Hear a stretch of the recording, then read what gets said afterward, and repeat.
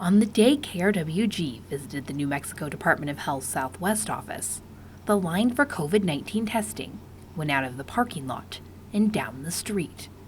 It's a familiar scene due to the rising cases within Doña Ana County, but New Mexico Department of Health Communication Director Marissa Mays says the department has expanded testing to meet the need. In southern New Mexico, they have some of the counties with the highest rate of spread. And so the good news is that people are testing, and testing is filling up quickly. There are sometimes we've received phone calls for people saying, I tried to log in and register to test and it was full. I tried the next day and it was full. That is why we're expanding the testing. We've expanded testing hours. We know that those lines can be long at times. We know that people are waiting for quite a while, and we are so grateful that they're sticking it out and doing the right thing, because it can be hundreds up to thousands of tests depending on where you are a day. Dawn Sanchez, the Southwest Regional Public Health Director for the New Mexico Department of Health, says nurses serving in the Las Cruces office each average between 25 to 30 tests per hour. She estimates the office averages a wait time between 45 minutes to an hour and a half. And we typically have, 4 or 5 nurses here in Cruces testing. Sometimes we're lucky we have some nursing students and BCom students come help. So that really helps move the line a lot quicker. So a lot of it just depends on the staffing we have available, the number of cars that show up that day. Mondays are always a busy day. It's interesting. Monday and Tuesday are the busy days of the week, to be honest with you. And then it kind of evens out over the week. Sanchez recommends registering online with the Department of Health before coming to the testing site. Despite the increase, she says her team has been able to continually get the testing equipment they need. Originally, we were ordering, I think, about 2,000 test kits. We're using those per week. That was early when this whole thing started. We're up to about 6,000 now. So we're able to get our supplies very quickly and keep the operation going. We have not had any real issues. The rise in cases is not only impacting testing, but also hospitals with capacity concerns.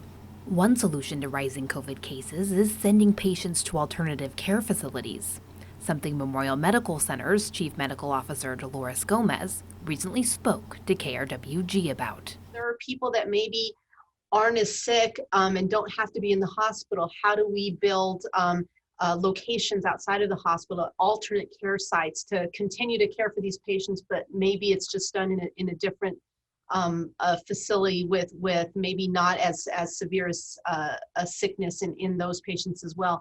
So we're working with our community, working with our city and our county to look at that as well. So that way we don't ever want to say we can't give you care.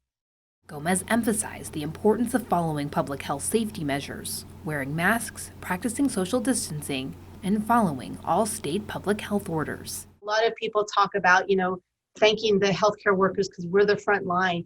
Honestly, we're not the front line. We're actually the last line of defense. If you're reaching our doorstep, we're the last line of hopefully getting people through things. Really, our community is the front line right now. This is a public health issue. This is nothing more than that, and it's all about prevention. And how do we prevent others from getting ill? We do the things that you hear over and over and over again, and I don't think you can repeat it enough. We need to wear those masks. It's for my protection from you, but it also goes in the other direction as well. It's a way for you to protect me as well. We have to do it in both directions. Southwest Regional Public Health Director Dawn Sanchez is also calling on the community to meet the moment.